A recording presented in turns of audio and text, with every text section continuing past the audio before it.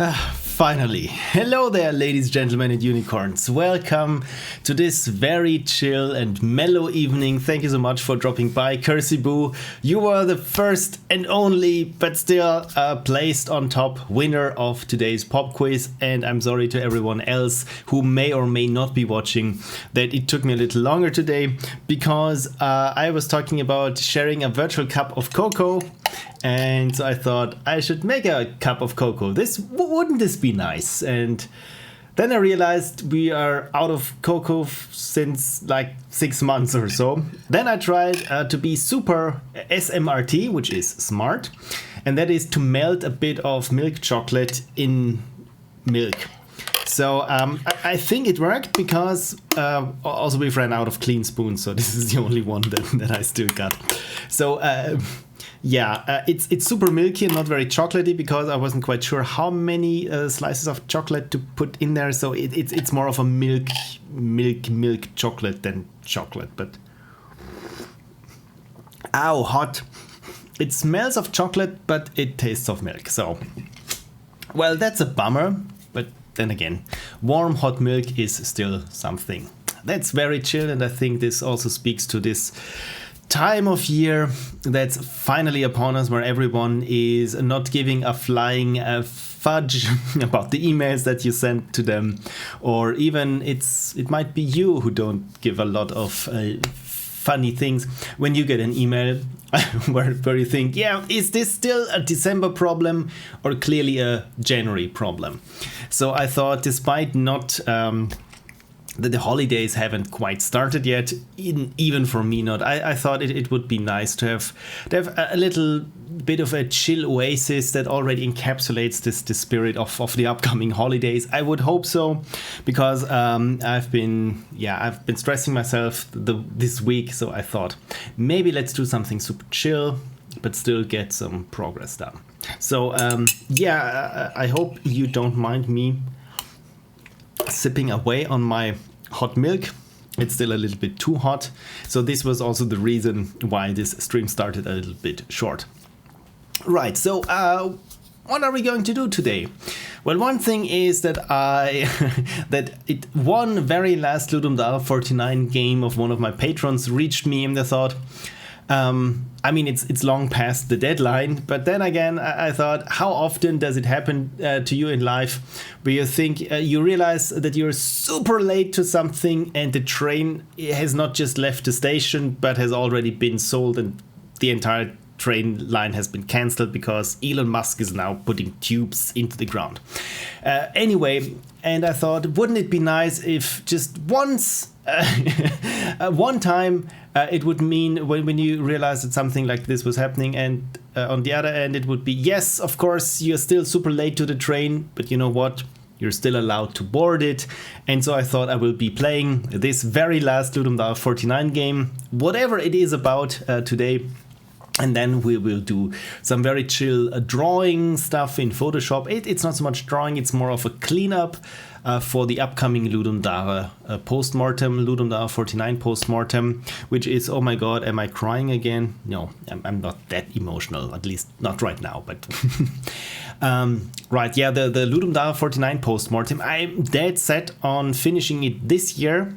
Problem is, over the holidays, I'm not available for anything computer related because family and stuff, so I need to get this out before Christmas, and I think it's still being kind of possible. I think I can make it.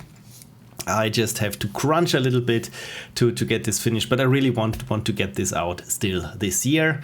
A couple of things still need to be done, but one thing that I can show you without spoilers, or, well, it's going to spoil the first 30 seconds. Well, not even that. So I just thought that I might be able to work on this and have also a nice stream, because this will probably be my last stream before 2022. So I thought, for both of us, you and me, that we have some chill time together, just sip our hot cocoa, and enjoy ourselves, and hopefully get in the spirit of this breathing out at the end of the year that we already can start with it. Right, okay, so enough yapping. Let's switch over to the game that we're playing. And is the camera weird? So as long as my unicorns are in the frame, I'm good.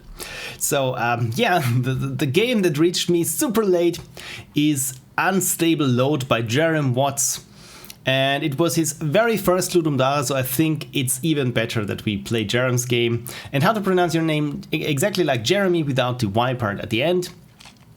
And anything else, I got 61st in audio, yay, congratulations. And Cursible writes, don't rush too much, at least we like the fill polish. Of course, when I say I'm rushing, when I'm rushing, it means of course putting on all the polish, so no worries, it definitely will be there. The Automated Unicorn is spamming the chat again, but yeah, this is... Thank you, Automated Unicorn.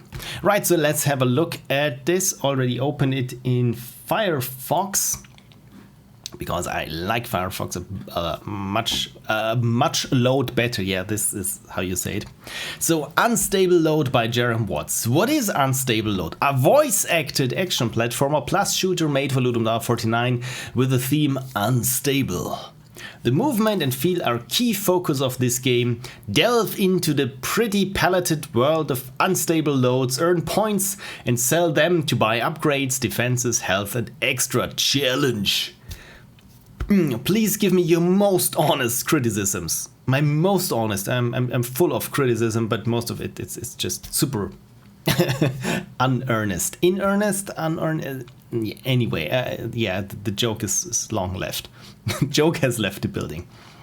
I've uploaded somewhere between 30 and 40 hours of myself working on this game. If you're interested in any part, in any of the process, there is not the word part in there. My God, you would think that I'm better at reading out and talking loudly, but I don't. Just click on the Ludum Dare 49 playlist on this page. Please take business enquiries to frumpyham.com. This sounds delicious. So let's get the Microsoft Windows build, and oh yeah, the post the link, of course. Thank you, Cursibu. You always remind me of the things that I should be thinking of. And where is my post-its when I'm playing patrons' games? Yeah, I forgot to do the most important part, which is post the link in the chat. So thank you for your heads up. Right, Unstable Load by Jerem Watts. What the hell am I looking at? Is this pixels? Let me zoom in. Can I zoom in? Is this pixels? Is this not pixels? I have no idea what this is, but we shall find out. FAQ, how do I know when the next even better stuff comes? Bookmark FrumpyM to stay updated. Okay, so a Kimbo update, overhaul update, or jam release. I think no thanks. You know what? I've talked about this multiple times. I would enjoy it much better if on itch.io you somehow had an integration where after you finish the game, it would ask you, hey, do you want to throw some money at this person? Because before starting a game, I don't know it unless there is a demo out or something. So it would be really super if there was a super easy integration for game devs, for itch.io, where you can have this, yeah, throw me some money please after you finish the game or just experienced some of the game. I think this would help a lot. So the Akimbo update, you know what? Should we get the Akimbo update? I'm not quite sure.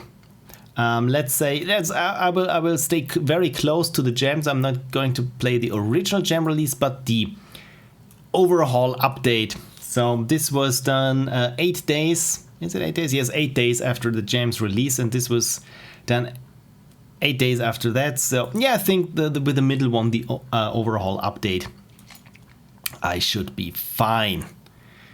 Where have you saved it? I hope on my desktop. Yes. And Windows protected my PC. Thank you for protecting my PC, but I think I will trust Jerem Watts. So let's find out what this is about. There is music. Is it too loud? Music too loud? Because it's quite loud on my end.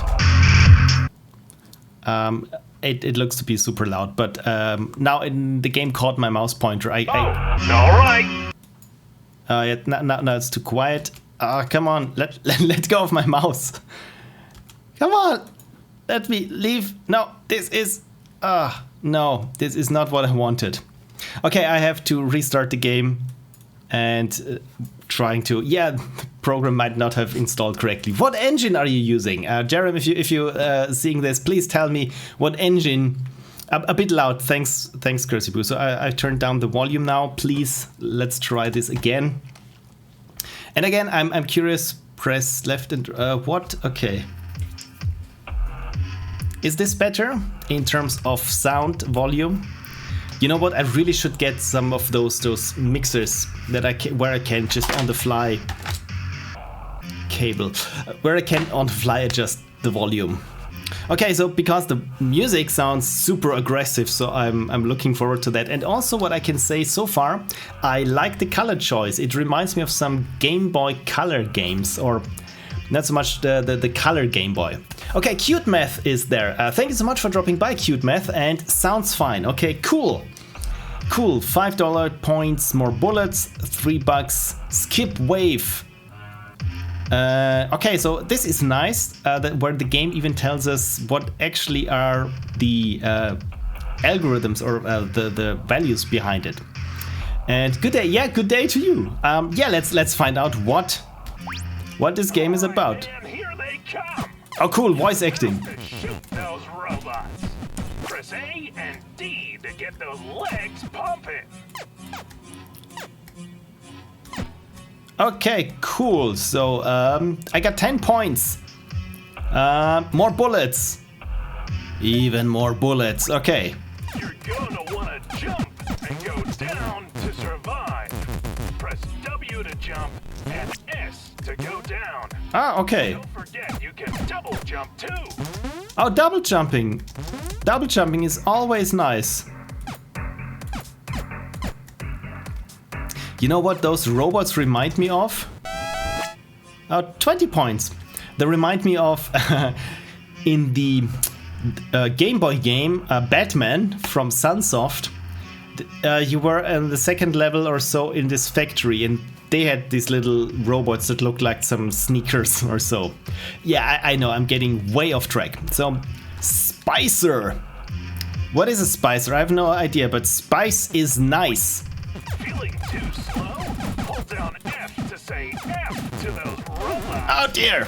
Unleash an unstable load. Okay, I got 9 points, so let's skip the wave. Health refill. Health refill sounds healthful. The more points you get with the unstable. Oh dear! Those robots are carting around. This should be a breeze. I'm not very good at this, clearly. Okay, now I need the health refill and more bullets, more bullets, more bullets. In case you're sick of my voice, press tab, yeah?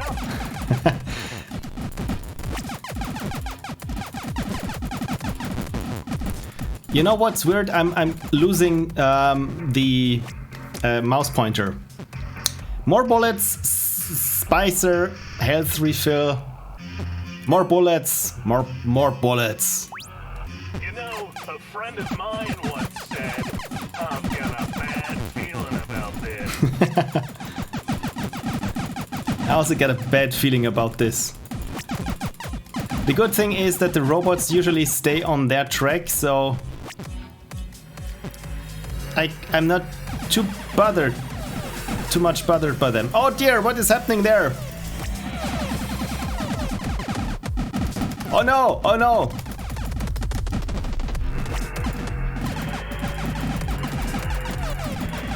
I like those big hand of the robots there on top. Okay, so I need a health refill, Spicer, and more bullets.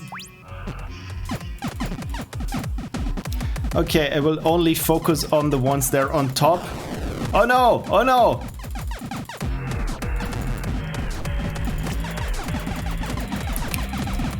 Oh no! Oh dear, I have no idea what I did wrong, but oh my god, this was a super unstable game. I think, oh, I hit escape. Wow, okay, wow, this was literally a blast. What I like about it was the color palette and of course the voice acting. This was really super. This sounded like some, yeah, very professionally recorded and acted voice acting. So could have been even louder, I think, in my opinion. But I liked that this, at first it looked like this wave game where I was just certain that if I stayed there where I was, it would be fine. But then the pushy robot started going after, I don't know, the people in the cage, the hostages. I wasn't quite sure what this was about. But what I didn't like personally was the screen shake. It was a little bit too much for me, and I was always losing my crosshair of where I was exactly shooting in what direction. How I would have approached this is either make it like this super big light gunny reticle. If is it called reticle? I always want to say ridicule, but this is the wrong word, clearly. Or have maybe some motion trails of your bullets. So I think in general I was just a little bit unsure of what was happening at what point. And with the reloading, the R, essentially the R was super unintuitive. I would have much preferred to just hit the right mouse button to reload, because when I need to reload, I have to let go of the D button for going right. And yeah, you could see how this clearly it stopped me in my tracks literally when I wanted to go that way, because it got frantic quite quickly. But yeah, overall very nice. I like this frantic audio also when the pace changes, when suddenly shit's hitting the fan and the pushy robots start, and then also the music reacts. So this was nice. I give you 2 thumbs up, and thank you for submitting the very last game of Ludum Dare 49 that I played this year. Probably. All right. This was Unstable Load. Okay, let's catch up with the chat. Cursibu says, neat game. This could become a nice complete game, says Cute Math. Yeah, I agree. With many wave-based games and these upgrade mechanics, I think it's easy to say yeah, it doesn't take a lot to make this a finished, polished game. But then, of course, there is so much that's around this kernel of an idea. I always myself fall into this trap where I think, yeah, I mean, I get the basic game working, all I need is to add polish in the menu, and then you realize all the affordances that the players nowadays want. They want in a menu that they can save their game, that the game auto-saves, that they can even have different profiles when they want to have a new run for a game.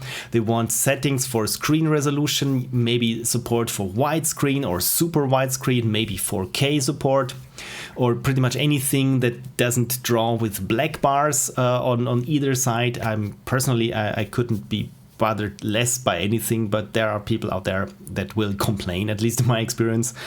And then maybe of course achievements, and suddenly this very little thing doesn't change much, but everything around it needs so much work. And yeah, this is currently what I'm working on.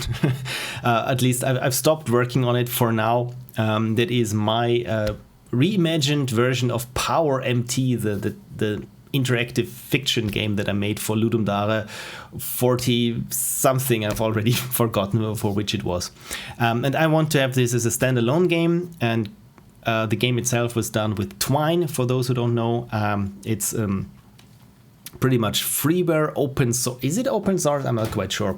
But it doesn't cost you anything. And it's this super intuitive program to make interactive fiction. And there are different story formats, as they are called. So you can choose one that doesn't even involve any sort of programming, where you just say, okay, if you want to get to a new passage, then put it in angular brackets and off you go. It creates a new segment. Or if you want the full Monty of programming, then you choose Sugar Cube 2, where you can do pretty much anything you could do with Java.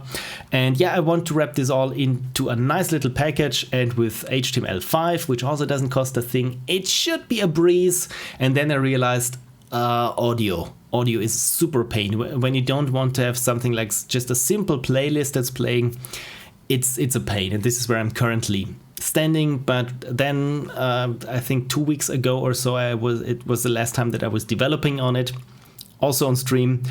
And then I really had to get started with the Ludum Dare post-mortem, which brings me to the next segment of this stream, the Ludum Dare post-mortem, because I'm very close to finishing the actual production. Then it's the post-production, as I call it, when the edit is finally complete, all the graphics are in there, all the music is in there. I'm not super 100% certain with the music. I still need to go into the composition of 2 tracks and make them a little bit differently, just that they fit better with the images. I need to do the credits roll, because this always happens at the end when I know what assets I used and which people are still my patrons. And then of course there is this huge thing of color grading and just positioning everything right and making it look as good as possible, and then encoding for YouTube. So yeah, there's still a lot to be done. But apart from this music thing, there's only, and apart from the credits, there's only one thing or maybe 2 things left, and one thing is the title animation. And usually I do this, let me switch over to the big cam, there we go. Usually I do this manually, and this is the current version of the title card. And I like to draw it by hand. I started, I think, with the post-mortem to Thanks for Nothing. And this is what I want to do now. I've already scanned this in, and I want to do cleanups, and then that we can put it on top of some background image. That's where it's actually going to be displayed, where I will be saying, so this is the post-mortem of my Ludum Dare 49 experience.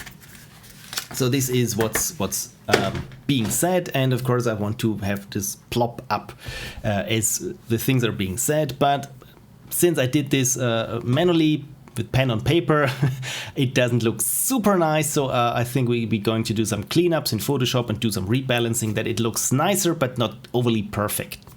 Right. You said radical right. Thank you, Cursiboo. Okay, good. So I think I also deserve a cookie and maybe even a sip of my warm chocolate now. Talking of cookies, my wife made little kitten cookies. Look at this. Look at this. It's a Siamese cat, because it's a little bit, I wouldn't say it's burned around the edges, but it's just a little bit brown around the edges, and this is super nice. So I saved those for Christmas, and there's even a poor cat without a tail because the tail broke off. So you know what? I think this calls for a sip of hot cocoa and biting a cat's head off. You shouldn't take this out of context. By the way, I'm sorry for all the eating noise. Hold on. Maybe I can...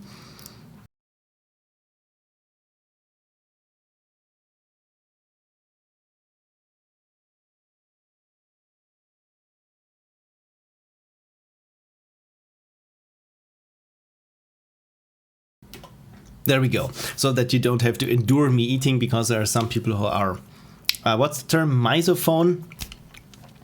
When they get super angry and frustrated from hearing certain noises, and if it's people chewing or gulping or just swallowing things, I just did the thing. It's super annoying to them. So I try to keep this to a minimum. So this is why I usually don't eat. And Cute Math said it's almost a shame eating them. It is! But then again, I know that there are many more of those cute Siamese cookie cats. Right, okay, so let me switch over to Photoshop. This is not Photoshop. I closed Photoshop. There should be Photoshop again. And let me change the stream information. Digital painting / cleanups. Phil creates stuff for his next video. There we go. On the fly. And the category is not software and game development, it's art. Art, let's call this art. Sure, why not? Let's call this art. Wonderful. Right, okay, so first let me bring up the calligraphy, the scanned in version of this title card. Beautiful. And the other thing that I have in references is here. This is the plate on top of which this thing should go. So essentially it should go here. Can you see this? Yeah, it should go here and look nice essentially. So for painting, I got my trusty Wacom Intuos 4 tablet, drawing tablet. People have asked me why I haven't switched to the newer ones. Reason one, it costs money and this is still fine. And reason number two is when you look at the surface of this one, let me switch over to the different cam. So when you look at the surface of this one, this is already super reflective. So if I draw on this, it just slides across. It doesn't feel like paper necessarily because it's more like, yeah, it's a thin plastic. But the good thing about this is the pen nibs, those things there in front, they don't get worn down easily. And with the newer ones, they feel more like paper. But they're super abrasive of what I've heard, and people complain that they are just using up nibs like crazy. And of course, Wacom is always happy to sell you new nibs for a price.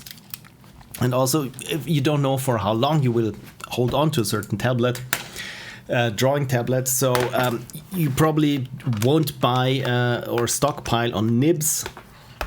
So then comes, of course, the question: how often should you reorder them? And with each time they charge for shipping and so on and so forth. So yeah, it's a super it's a super complicated and expensive situation, and this is why I thought I'm not subjecting myself to it when I still have this wonderful tablet that still works. Right, okay, so let me quickly check and see if the pressure sensitivity is working on this tablet. I can't actually tell because it's 1 pixel, but yeah, it looks wonderful. Let me. Yes, perfect. Okay, so now this is what I can work with. So right. First thing is, let's rotate this correctly. I scanned this at 1200 dpi. Why so big? Usually because I want, this is still 50%, so at 100% we are this close. I probably will never use it this close, but it's always nice when you work on something that's larger than you would essentially need it in your final product, because then you don't have to be super thorough or super precise with your corrections, because then you scale it down anyway, and all those little things like paint strokes where they're maybe a little bit frayed at the edges, they look super clean at the end. So this is why I always start out very big, but I think even for me this might be a little bit too large. So first thing is, let's bring this onto a new artboard or new canvas. Why do I have my timeline open down here? I don't need this. Also don't need the rulers, and let's make some room here. Okay, so the first thing is it's only black and white, or at least I only need it in black and white. This is, of course, you can see here the dots of my drawing pad. They are in red, but I still don't. Oh, we can only see your beautiful face. Of course, I'm so very sorry. Yeah, this makes more sense, right? Thank you for cute math. Also thank you for calling my face a beautiful.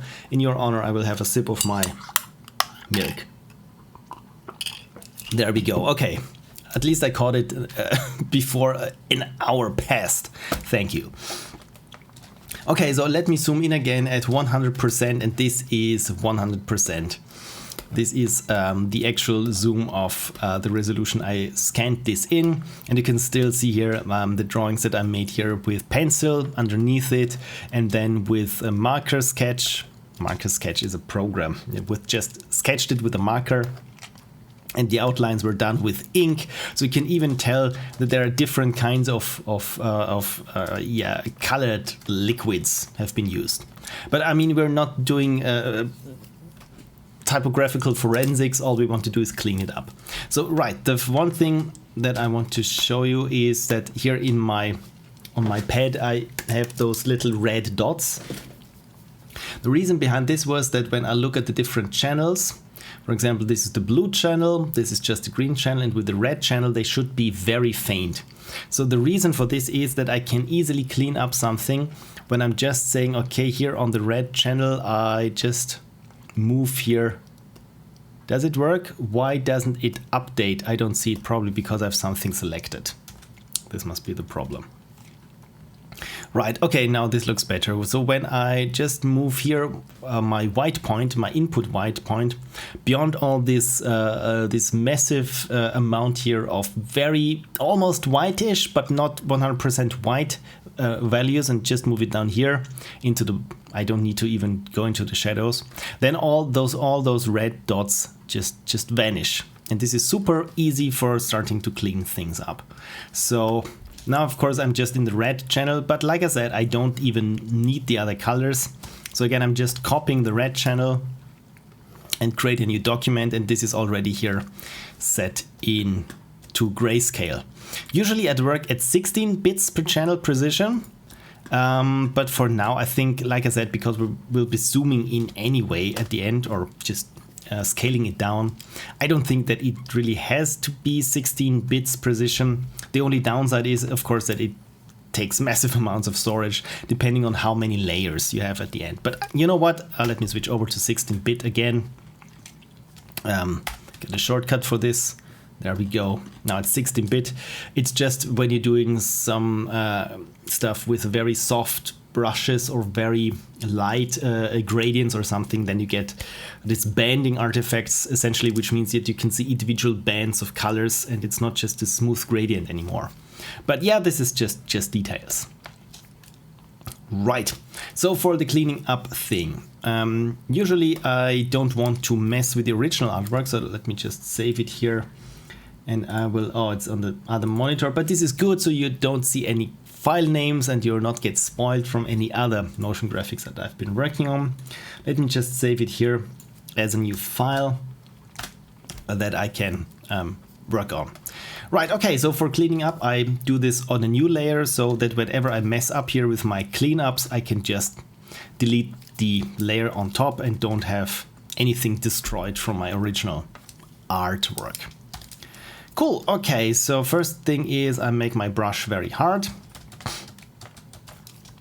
and start doing some little cleanups. One thing is, sometimes it's not easy to see when there is still some white pixels around something, or when something is white and you see those, you hardly can see those little gray pixels around something. My trick to this is I invert everything, because sometimes it's much easier to see when something is white on black than the other way around, because the white is just distracting you, because it's glaringly distracting, literally. So I'm not doing a super thorough job here, because like I said, we're going to downscale this anyway, but just that some of those things, just make them a little bit smoother and nicer, and just essentially just get out the strokes that I made underneath with the pencil. That was just my guidance layer or my reference before, of course, because sometimes it's not so easy, especially when you're doing stuff with typography, when you realize, my God, I should have started out a little bit thinner, because in the end I don't have enough room anymore on my page, or it does not align with another word underneath. So essentially this is what I'm going to clean up now, is just something. Maybe here the T is a little bit too slanted or something. Yeah, again, I want to keep this hand-drawn appeal of it, not lose this completely, but also not make it or keep it as bad, as badly drawn as it is. Because you can see here all those frayed edges, they happen when the ink bleeds into the paper. Usually you would draw on something that is ink-proof, but I was still priding myself on drawing on my own, very own designed note paper, where it said, yeah, it's ink proof, but of course just up to a certain degree, and not something when you just overly saturate it with marker ink and and whatnot, which I did. So probably the it doesn't look that bad. The backside, I was expecting much more bleed through on the backside of the, or you know what, there we go. This is the actual backside. Okay, this is more like it, and this is the page following it. Okay, so all is good. I was just a little bit surprised by how much absorbent the paper was of the ink, but apparently it was not that much. So I could have used some sort of constraining myself just to draw super straight lines here. But yeah, again, I want to keep a little bit of this hand-drawn appeal. But I mean, look at this M. It looks very awful, especially up close. Oh my god. Yeah, this is clearly the problem when it's been a long time since I've drawn with my hands, and then you really start to have a incorrect posture, and then all your lines come out somehow uneven at the end.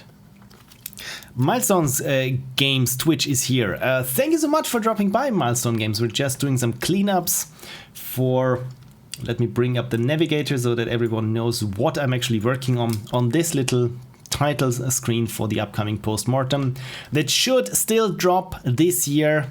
I'm working hard on, yeah, making it possible that it actually drops this year, and I'm just doing some cleanups on my horribly hand-drawn art of it. So it's always good, of course, when you zoom out to see how you're doing. What also helps me is if when I'm that I don't want to always to zoom out and zoom in, you can here under arrange, window arrange, you can make a new window for what you're currently working on, and then you can just scale it down or something and position it somewhere else, so that you can always have this reference of, yeah, this is how it looks at 100% or something, or that you literally see the big picture. This is also very handy when you're doing pixel art or something, that when you're super zoomed in at a specific set of pixels, you kind of lose how it actually looks. Or even worse, then you make some problems for yourself that are not apparent on the small scale, but on the big scale they are apparent. And also, almost forgot, I wanted to have some sort of background music, some chill Christmassy background music. Let me find something there on YouTube, and let's also hope that I'm not getting a copyright strike on Twitch. So public domain Christmas music. I wasn't the first to look for this. Complete list of Christmas songs, non-copyrighted music, 2 hours 45 minutes. And of course, first we have to wait through an advertisement, and I hope they won't come too often. Okay, so also I probably should monitor what I'm hearing. Is this overly cheerful? Or should this be fine? I think this is fine. I listen to it also at low volume, so that whenever a new advertisement just starts playing, that I can shut it off. Does any one of you pay for YouTube Red, or what's it called, the YouTube experience without advertisements? Because whenever I am vaguely in the process of thinking about it, I'm not saying that I'm actually considering it, but just vaguely thinking about it, I have a look and see how much they want for it, and then I realize, yeah, that's still too steep for a monthly payment. I'm not paying this. I just begrudgingly sit through all the advertisements. The automated unicorn is very active today, it appears. I should do more sports myself, but then again, I don't enjoy it very much, so I usually don't. I mean, I'm more of a computer person, but recently I've necessarily found out that I'm a little bit into fiddling with electronics, at least when I feel I know what I'm doing and it's not too complicated. The last thing I did is maybe you've even noticed it, that the background noise, usually it sounds like there is a fan going. And previously in my streams, there was a fan going, or actually there were two fans going. And it were the fans of my hard disk drive tower that sits just 1.5 meters away from here. And it's running 24/7 because all my disks are there. And recently I had a near-death experience where I thought one drive was not responding. It didn't show up anymore. And I thought I had lost hundreds of hours of me playing pretty much everything, all the games that I played this year. I record everything just in case I need it for a video or something, or need to look something up that I don't have to play through another, or a game that I've already finished or doesn't even work anymore. So I thought I had lost this disk, but I did not, and I was so happy. And I thought, okay, I should probably have just a disk just for contingency reasons that I back up to, right? And I wanted to stick it into my hard disk tower, and then I realized that it sounded, I mean, it never was really quiet or anything, but it rattled it was like something was broken. And I took the whole thing apart and also dusted it off, which was a project by itself, because I mean, it's almost on the floor, right in front of a carpet, so it accumulated a lot of dust on the inside. So and it turned out the source of all the rattling was that with the cooling fan, it's one of those 80 millimeters cooling fans. There are two of them on the back, and one fan had one of its little fanny things, I don't know what's it called, broken off. And of course, then it wasn't going in perfect circles anymore, and it was just somewhere there was just some friction involved, and it really sounded awful. And I don't know how this happens, or why it happened, or where the blade that's the word, where the blade went to, right? And but then I thought, I just buy two new ventilators, two new cooling fans. And am done with it. And good thing is, before Christmas, just within a day or so, they arrived. I had to pick them up, but this was no problem picking them up. But I realized then, when I compared them with the fans that were already in my cooling tower, is of course the fans that I bought were 3-pin, and the other needed a 2-pin connector with where the pins were closer together. So there are 3 wires coming out, one black, one red. Those are the DC, direct current. And also the fans that I bought also had a yellow one. This was just an indication for the speed of the fan, that how it was running, how fast it was running, right? And if you're putting this into a computer, of course, you get some tools to monitor this, but not in this drive tower. So what I did was, I'm not even quite sure how soldering works. I did this once, but I wasn't feeling that adventurous. So what I did was just cut them off and then just twisted the cables together. So the new fans have now the old connectors, and to my utter surprise, it worked from the first go. And this is the reason why those new fans now, they are much quieter than the ones that were in there before, because they were just the cheapest Taiwan fans that they could find, right? So I'm quite happy with my little electronics project. So no one electrocuted themselves, nothing has caught on fire yet. So I'm very stoked that this works, and also it's so quiet in here, because I've been listening to the hard drive tower just getting worse and worse each year.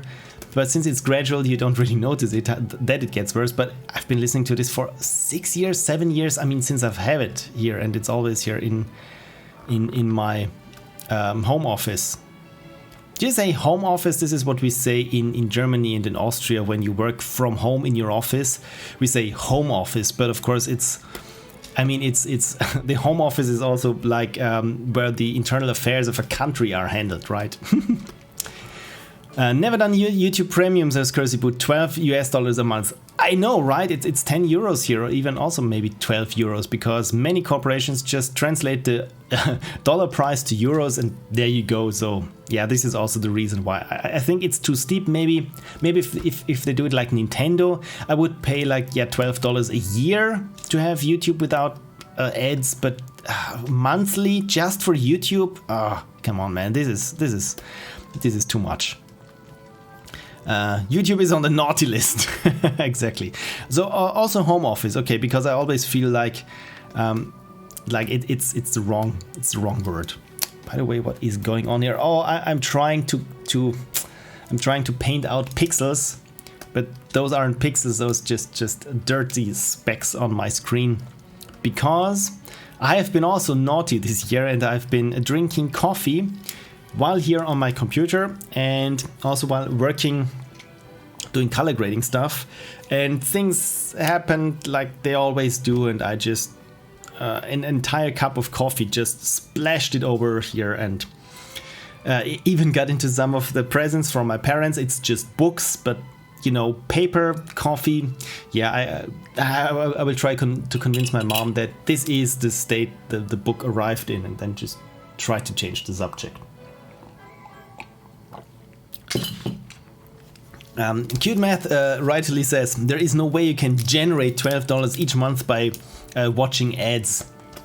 Exactly, it really has to pay off for Google or Alphabet to put in the infrastructure that they don't serve ads to every user, and so you're essentially paying too much of a premium, right? So this is why also I thought I endure the ads, because I'm not, yeah, as you said, I'm not generating $12 of worth by watching ads. It's probably even more, or even less. But then again, you don't know what Google charges people who advertise. I mean, I tried once a YouTube ad. This was, I think, before a post-mortem or so, where I just threw like $100 at Google and just wanted to try things out, because it was kind of expensive. It was kind of expensive, and what I got out of it was exactly nothing. I mean, of course, it's how many people actually watch your ads, right? I was expecting like 3% or so not clicking it away after the first 2 or 3 seconds when it's possible. But yeah, in the end, I didn't. I mean, the content that I create is not very interesting to many people. So those people who are already or interested in it already probably know about my channel. So thank you so much for watching. So yeah, it really didn't pay off. I also once tried doing like $50 advertising for my game on Facebook. I got lots of likes from all over the world, but of course, Facebook, when you want to advertise for your game on Facebook, the game should be also on Facebook, or super easy to get, maybe on mobile or something. People, even if they really like what they see, I think I got like 1,000 likes on Facebook during this campaign, and there we go, there's an ad running right now. Wonderful. There we go. Christmas music continues. I completely lost track where I was before. Anyway, and this is why you should never drink coffee straight out of the pot. I think this was the story that I started. No, I completely lost track what I wanted to say. But oh, Ender is here. Thank you so much, Ender, for dropping by. We just work on the post-mortem title plate cleanup thing, and yeah, I'm just talking shit about YouTube and advertising. Alright, ads for my game. Thanks, Cursyboo. So I had like 1,000 likes on the ad itself, which translated to 0 new units sold essentially on Steam. Because again, if you want to advertise to people your game, I mean, you can't convince people who wouldn't be interested in your game to buy your game with advertisement. You only can create awareness for the people who would be interested. Oh, I'm on the wrong layer because this I have to do afterwards. You can't. I mean, you want to reach the people who would potentially buy your game. You can't make a pixel platformer and people who only play, I don't know, the new FIFA football games, can't expect them to buy your game just because they liked your ad. So I tried to narrow it down to just people who are interested in puzzle games and such. But in the end, you couldn't be as narrow as I was and still not sell anything. It's probably because I didn't spend a lot of money, but this is the lesson that I've learned is, spending money on advertising like the big players, like, I don't know, Activision Blizzard does, or Ubisoft, or all of the others. You can't win, and this is, I think, why you should really play to the strengths of you as an indie. And you always have to ask yourself, what can you do that the big corporations can't do? For one thing is, when it comes to game design, you can be super creative, try something out. You don't have to, I mean, you can't spend 200 million games on a next shooter game, right? But the good thing is, because you don't spend that much, you don't have to earn that much. So this is why your game can be much more interesting to certain groups. And when it comes to advertising, you really can't compete on the turf of the big corporations, right? You can't buy ads for Super Bowl because even if you all put all of your life savings in there and get like 2 seconds, nobody probably you won't see a return on this, because everyone else is, the big corporations are just plastering all the airwaves and pretty much anything. So the only thing that I see how you can get advertising as a small one is to be so interesting that you get that magazines or certain outlets report on your game, because it dares to do something that other games don't, because it's so weird, because it's so unique in a way that essentially you get this what's called media buy, that is coverage from media that you don't have to pay for. My God, why am I talking about marketing? I wanted to keep this lighthearted and Christmassy. Where's my melted piece of chocolate in milk? Still good. Now I start to taste the actual piece of chocolate that I dropped in there. Right, okay, so let's turn out the invert thing. How do we like it? I don't like how this second E in experience looks like. Phil, how was Palette Jam 2 judging this, Cursey Boo? Oh, thank you. That's a good question. It was interesting because I, for one thing, it was good that it wasn't that I could play the games on my own terms. Essentially, this means I'm not trying to play it so that it would be entertaining on stream, but just try to squeeze everything out that there is in a game. And I was surprised by the different levels, of course, different levels of quality, but also different takes on the theme. The theme was Break. Was it Break or Broken? And it was interesting, to see how people interpreted this, and also how different levels of skill transferred to the game concepts the people attempted. For one thing is, there was this super polished game that was a scrolling shooter, which had great music, the graphics were amazing, and all within the confines of the palette. But the sad part, so to speak, was it was just another side-scrolling shooter, a very good one, but there was nothing in terms of originality to it. And the game that I enjoyed most, I think, was this one where you had this puzzle game where it's like Angry Birds in 3D, where you just had those little dinosaurs in cages and you had to throw balls at it and break the cages of the dinosaurs, but not have them fling outside of the stage, and also not try to hit something that would maybe poison gas or whatever was there. So yeah, this was super nice and super puzzly. And the other thing that I played for like 40 minutes or something, which is a lot for a jam game, was it was called Kingdom of Pegdaria or something, because it mixes the pachinko games where, for those who don't know, this is the Japanese. Is it gambling? Kinda. It's like a pinball table, but literally it's not something that you control with pedals. It's just there are pins, and then the balls drop onto the pins, and then they just bounce off, and depending on where they land, you get different prizes, right?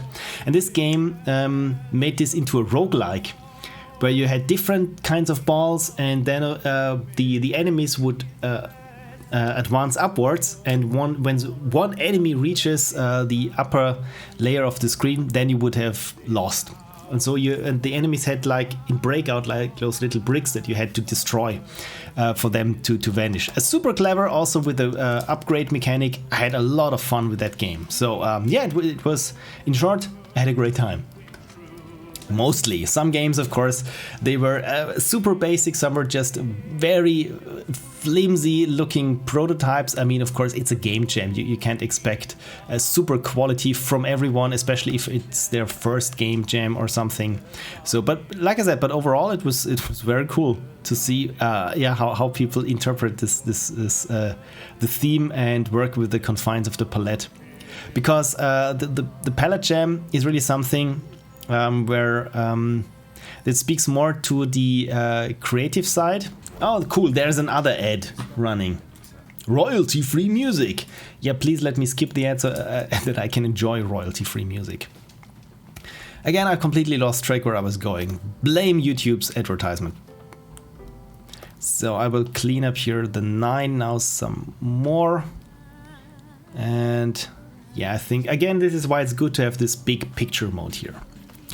Angel42 says, I'm waiting on my coffee to cool down, adding vodka and cream makes for a holiday spirit. Literally a spirit if there's vodka in there. Ah, yeah, I'm not a vodka drinker myself, so I can't tell much, but adding cream to coffee, always a winner. Okay, so this, I think this is with the first pass of cleanups, or maybe here with the S. Was this already too much? Again, I want to keep this hand-drawn appeal, but not have it look as crappy as it does. By the way, if the music is too loud, too quiet, or too annoying, please let me know.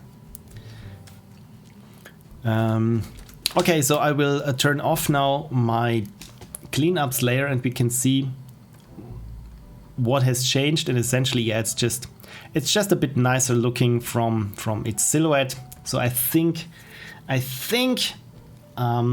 can save this. I just duplicate the layer because maybe sometimes I wasn't 100% opaque, but duplicating it twice should have worked. So once the save command has finished, I will start trying to modify the letters a little to even them out, that they look a bit nicer. Because yeah, you can see that I'm not doing a lot of manual drawings of letters. Right, so let's save this as version 02. Yes, maximize compatibility. Wonderful.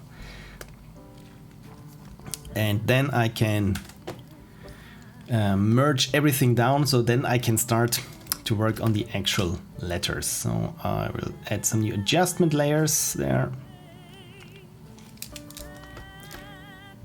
And have that everything lines up nicely. At least this is the intention. Just create here a nice baseline for everything. I'm still not quite happy with the 49 because it's a bit too huge for everything. But yeah, and the word experience is all over the place. Okay, so Cute Math says, may I suggest some free to use music? Yes, absolutely, Cute Math. Please. Poke and chill. And we start with one of my least favorite commercials that's running on YouTube. Oh, good thing is it stopped. It's this guy. Oh, I can't even play it. Oh, this is bad and good. Oh, there's another ad. Wonderful. Wonderful. Oh, Rockstar Games. There we go. Poke and chill. For anyone who's interested in, of course, I wanted to post the link to Twitch, but of course you just did this. Wonderful, okay. 2 ads, yeah, they really start piling up. That's some nice music. That's some nice music. Cool, where is... No, this was the wrong window. Where is it playing from? Oh dear, I just desktoped myself. Is this a word? To desktop yourself, because this is what just happened where I was just looking for the tab that I can put it into the other Firefox there, that I can quickly access it. Should there be more? Okay, I just start over and it's running more ads. I'm going insane there. Oh, the Remarkable. I have this one, but the first one. Okay, never mind. So there we go. Okay, so we're back at it. Good. This goes here. Where is OBS? It's here. Okay, good. Pokemon Gym. There we go. This is some very chill music. So I hope everyone has trained their Pokemon, because it's going to be a very, very intense season for them. Because do you remember this, going home for the holidays with your Game Boy or DS and then battling Pokemon with your siblings or other people that you haven't seen? Automated Unicorn clearly does not. Okay, cool. I zoomed into the other video. Okay, so let's clean up the... One thing I probably should do is create a new fill layer. Hi, I'm Phil, and this is my layer, and it's pure white, so that when I cut something out of it, that it doesn't poke through. My god, Photoshop. I've been using Photoshop. I've realized that I've been using Photoshop since 1998 or 1999, which is quite something. So where is the... Probably pasted it dead center. Yes, there it is. What? Yes, now it works. And Badger Dash is also here. I'm so sorry for the Automated Unicorn calling you out, but thank you so much for dropping by. Really appreciate it to have all of you in my very last stream of this year, cleaning up the title animation for the post-mortem. That's about to drop still this year. Oh, I'm so excited. I'm really very much looking forward to it, because it's going to be a bit different than my usual post-mortems, but not that different. And yeah, it's very personal, and yeah, I really hope that you like it, because I've worked very hard on it. But I mean, this is nothing new. I always work hard on my post-mortems. Okay, so let's beat this T into shape. There we go. With the O and the S, they are allowed to be a little bit overlap the lines. This is okay, but they are a bit uneven. Yeah, this is better, I think. And this is why I start out with oh dear, what have I done?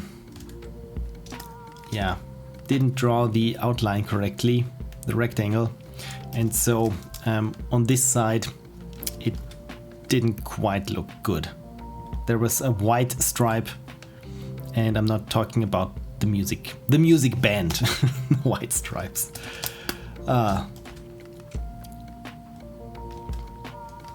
Talking about music, people always want to recommend to me certain Spotify playlists, and they're always super thrown back when I say I'm not on Spotify.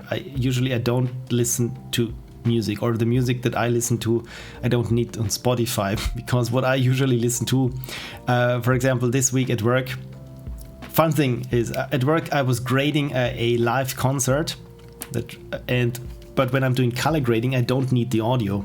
So I usually run my own music or podcasts in the background.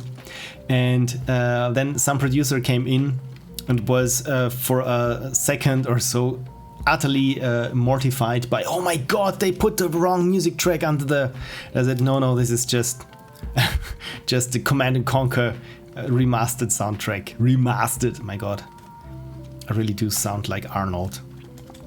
I always think that my accent is getting less and less noticeable. My Austrian accent. But then I hear myself talk on some recording and I think, yeah, nope, I still don't pass as an all-American. But then again, why would you? Why would you want to do so? Unless, of course, you're American.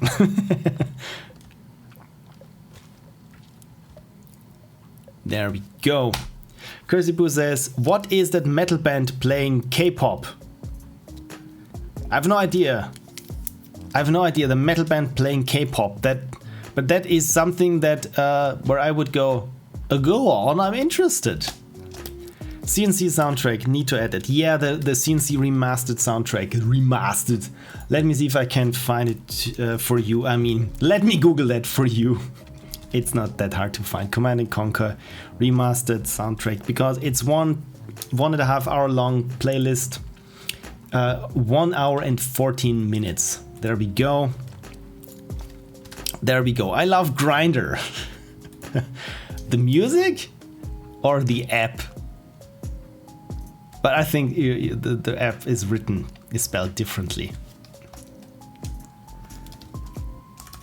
My god, the music is so chill. I like this. Thank you, Cute Math. This has been a very nice addition to chilling Christmas. Chilly Christmas.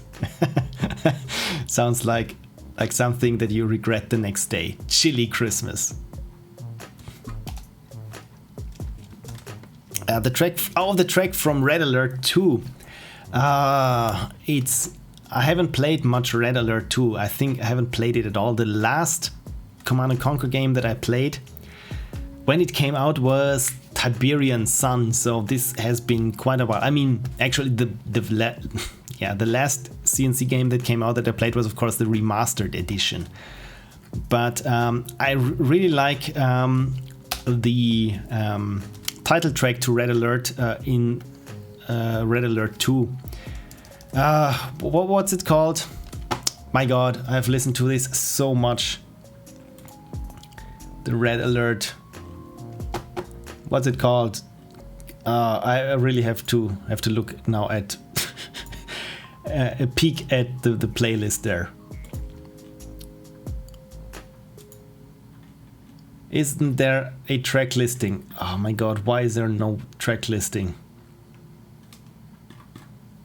Never mind, yeah, you know the title track, the title music to Red Alert, which was, I mean, back then when it came out, 97, it blew me away. I was just so enamored with the soundtrack. And I even have the original Red Alert 2 soundtrack. I bought this one when in Ireland, when I was there with my parents for a vacation. And somewhere in Dublin, they allowed me in a computer store, and there I bought Command & Conquer. I think I still have the t-shirt that came with it. My god, I was the coolest person in my class. At least that's what I've been telling myself. Okay, so it's not so easy being green and trying to beat this M into shape. But I think I can get this to work. So this is not too bad. This is very nice, I have to say, working with you and just talking shit. I hope I'm not annoying you with my stories of mildly interesting stories of interest. Well, stories of interest. This is how I would call a sitcom that's set in a bank. Just for the pun of it. Okay, this looks actually kinda nice. I mean, I'm always looking here at the navigator here, at the big picture. But we haven't had the big 49. I haven't tried to make the big 49 work yet. You know what? What we could do, what the pros do, they save their work.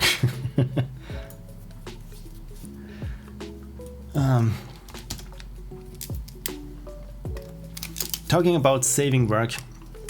And as I said, I noticed a pattern with beating things into shapes and Arnold accent. You okay there?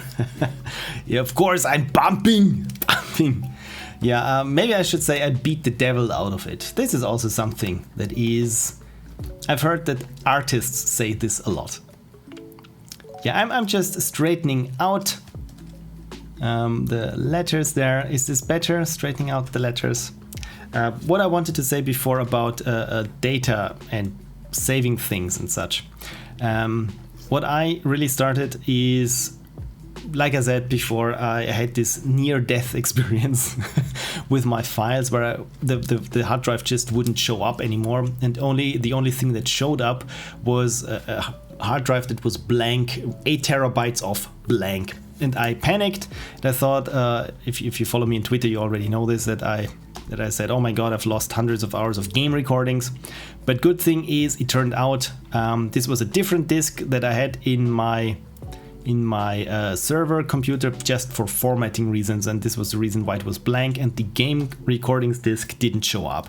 So if I connected it to this PC there, everything was fine. And the first thing that I did was panic backup. So everything, all the new videos that I recorded this year, I backupped twice just to be safe, because usually I back up to tape. Yes, I'm one of those guys, once a year. And with the start of December, I always get a little bit concerned, because if something crashes then it's gone for good. Usually of the most things, like my post-mortems or so, usually I have 2 or even 3 backups of that. But some things, they are, as I say, my Achilles heel, because they fall through the cracks sometimes, because it's something where you think, yeah, it's really not that much.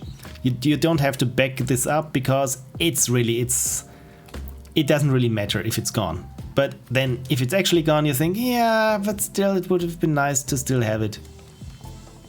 And this is usually the case where I thought, yeah, with my photos just from my phone and my camera that I take over the years, or over the course of the year, where I think, yeah, I mean, it's okay if I back them up once. I mean, what's the loss? And then I realized that with my gaming videos, it's 1 year completely wiped. And this is now why I started looking more into being more sensible with my backups. And the solution that I have now for myself is all those things that I haven't backed up yet. I'm started a new backup script that essentially uses the formatted disk that was still in there as a yearly data retention, just to be sure that should anything crashes that is not on tape, it should be somewhere on this disk. It just accumulates everything and deletes the oldest thing once it starts to fill up. So this is the poor man's attempt at doing backups. I don't know. Have you lost any data? I hope not, but I mean, in this day and age, pretty much everyone I know has lost some substantial data. Andrew says, sorry, tape. Yes, tape. Let me show you what kind of tape. This is only the packaging. It's LTO Ultrium. LTO stands for, I think, linear tape operation or something. And the tapes look like this. They are kind of heavy. And yes, I have a tape, an LTO tape recorder that needs an extension card itself, so I only plug it in once a year, and it's super loud when it's backing up to tape, but you can put like 6 or 7 terabytes on one tape. So I always have my setup for 2 tapes, and I store one here and the other in the basement, just in case either the basement gets flooded or something burns when I'm trying to do something with electronics again, or start to feel the oats and try and try to solder something together. No, it was super expensive when I got it, but because I have so much data, it's like I said, it's terabytes of data each year, because I'm also working as a colorist. I mean, I'm full-time employed, but the good thing is I'm still allowed to do freelance work. So I also have lots of video files from clients, and I always store them because more often than not, it happened that 1 year after a job, a client said, you remember me? And I said, yeah. Do you still have the project that we sent you? Because we had a big data outage and we pretty much lost everything. And I say, still got your data, at least the one that you gave me for color grading. And of course, then you are their savior. So this is super happy client if you still have your client's data backed up somewhere. But yeah, in the long run, it really accumulates, and I'm very happy that I have this tape solution, because pretty much everything that I have on tape is also duplicated. I mean, I have some sort of tiers of different data that I need. For example, most of my current projects that aren't video projects, because size, live in my Dropbox. So essentially it gets synced over 3 computers pretty much daily, hourly even. So those are kind of safe. Then there is things that I need occasionally, which just lives on one drive, not on one drive, but on a single drive in my server. But it's also backed up on tape. So in case this hard drive crashes with my, I don't know, projects from 2012, it's not a problem, because this has been backed up to tape and not a lot changes on this drive. Essentially, it's just a drive holding data from 2012, because the chances are very slim that it's 2012 again and I need to add to it. I hope this makes sense. Right. Yeah, the automated unicorn chews on a 5 1/4 floppy disk. In an undisclosed place that is not beneath the orange tree in the garden. Exactly. This is where I do not store anything but corpses. Damn it, I mean backups. Right. Don't go digging. And I bumped the microphone, which was less professional. Telling everyone where I hit the corpses or bumping the microphone. And I think we all know the answer. Experience. Okay, so I'm almost done with straightening the letters. The A still looks a bit weird. And then I'm thinking, oh no, I don't want to crop everything to the A. Once everything has been straightened, then I really start trying to think about balance and then move some letters closer together or scale them up or scale them down. But right now I just want to make them look nice where they currently sit. Like so.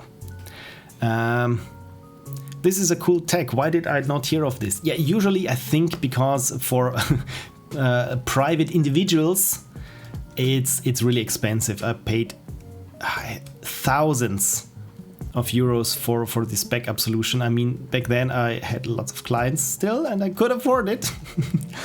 But nowadays I'm quite happy that I have it. The downside is with the LTO, if you just look on Wikipedia for LTO, that there's, I mean, this is a standard, it's an open standard, and currently we're at LTO 8, and essentially each new LTO generation doubles the space of what it had before. And so right now we're at LTO 8, so I think you can have 30 terabytes on one tape, which is kind of mind-boggling when you start thinking about it. And the other thing is, of course, which means because there's always a new architecture or a new system introduced, it means you should have some way to read back the old tapes. And this is, I think, the standard says that at least you should at least be able to read one generation back the tapes that you have. So this was already a couple of years back when LTO, what was it, 7 was the latest and greatest. But yeah, I really hope that it doesn't break, because then of course I mean, right now if I have to invest in an LTO8, and I hope I don't have to, it's still able, I can still read my old tapes. But again, those tapes, everything that is on those tapes is also on my hard drive. So ideally I should never touch those tapes, but again, it's always good to have those tapes. Will Google more? Thanks for that. Yeah, I'm sorry. Yeah, this was a stupid recommendation. Yeah, Google for it, right? So thanks for nothing, tech support. Still, it's 18 terabytes at 1 GPS with LTO9. Yeah, my God, LTO9 is already a thing. And P and a head Scotty, or Panda Head Scotty. There we go. Panda Head Scotty. Hey, says I almost had a load of data. Bought a hard drive in a Beijing subway stall in 2009 for my gap year. Bought a hard drive in a Beijing subway stall in 2009. This is already the start of a great story. Unfortunately, when I looked at it this year, the tips were damaged and I lost damage every time I tried to look. Oh dear, I got a Pro to safely download. It was £700, but worth it for the memories. And Lint for DP, is this correct? Hey, thank you so much for dropping by. Is also here.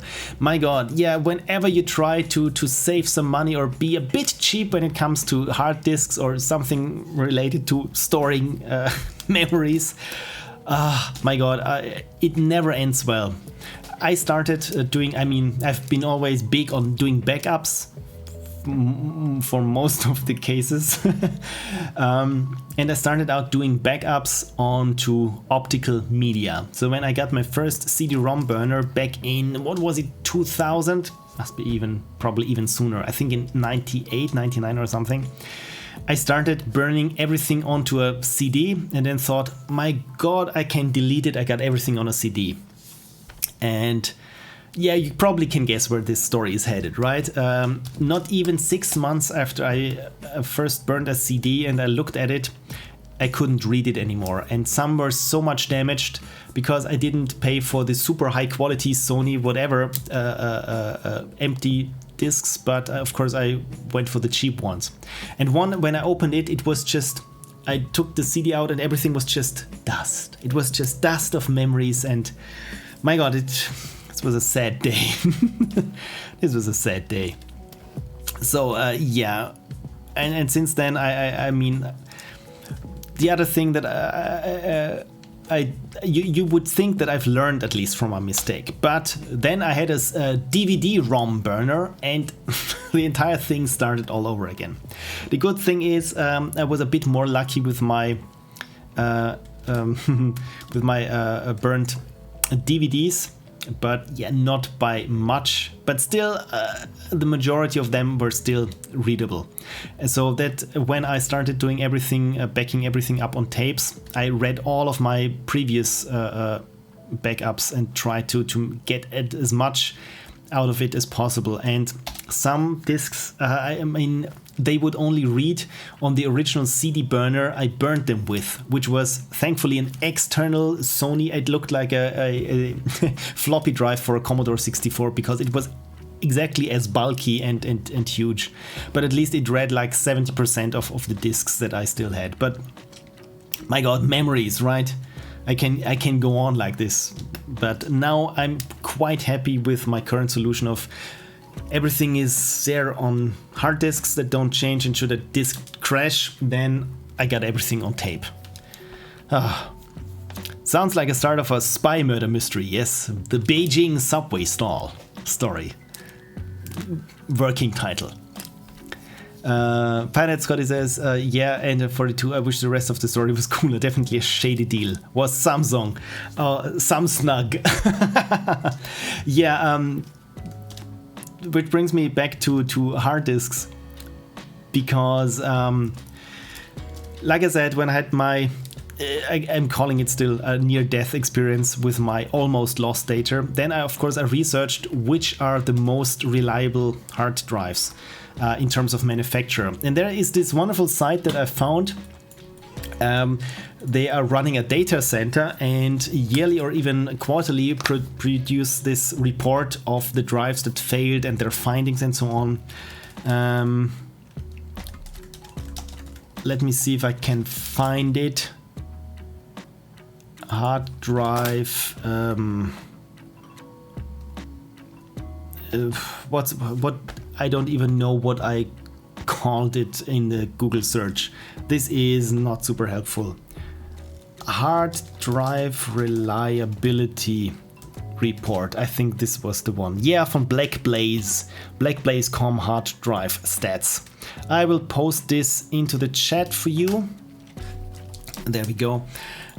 Because this is very clearly shows that yes, Seagate, don't trust Seagate with your data. And now I looked the day after in my hard drive tower, and yeah, you already know where this is going. So I invested in some Western Digital drives, which are still not the best ones, but better than the Seagate drives, because with Seagate drives you really never know when they start to crash, because when they go, they go. And as you paid like £700 to get something professionally restored, it's never cheap, right? I also had another hard drive crash, also a Seagate. And it was like 10 years ago, and I also paid €800, and all I got back, I got my data back, but of course not with the file names. So everything was just a randomized file name with the correct file extension. So whenever, and I thought I'm just safe because I got all my files back, but when you have files without any metadata embedded in them, and it's just a file name anymore, and all your drive structure and pretty much everything that you worked very hard to make sensible to you, once this structure with file name and directory structure is gone, you really realize that you don't have a lot, or maybe the worst thing, sidecar files. Of course, I could just throw them away. I had a lot of XMP or XML sidecar files for various video files and video assets in the end. And yeah, of course, when you can't really tell to which main essence it belongs to, it's just gone. So this is also my advice. Whenever you can, embed something in an actual file in terms of properties, yeah, pretty much anything that you want to recover. Just should the feces hit the ceiling ventilation. Automated unicorn. Yeah, okay, good. So I didn't miss the chat for once. Yeah, I should have spent a bit more time drawing this thing here. I realize it because it's all over the place. Maybe I will. I mean, look at this E and compare it with this E, and this E. They look so much not alike. But at least now it looks a bit more balanced. But you know what? Maybe the second E, this one is the worst. Maybe I can beat it into shape again. And Andrew is right back. No worries. I'll be here for quite a while. Okay, I will show you now a cool trick. You probably already know it, of how to get some sort of this weird wobbly timey-wimey shape out there with Photoshop. And this is one thing that was introduced from Photoshop CS1, I think, and this was Liquify. And it's capable of utilizing the graphics processor. Wonderful, go for it. So, and the cool thing about this is it's like the smudge finger, but you can work much better without blurring things, right? This is super cool when you're doing photo retouching. For example, the good old trick of models. They need to be more slim, and where you really want their figure or silhouette to look nice, this is something that's, or one eye is slightly smaller than the other. This is where Liquify comes to your rescue. So let's have a look at this, and look, it looks much better. Let me show you a before and after comparison. So yeah, this is Liquify, and it still looks somewhat somewhat human. You know what? Let me even make this even nicer. Of course, I don't want to influence the other letters there. Let's liquefy it some more. This is why people... Oh no, this was twice the same liquefaction. Liquefy, there we go.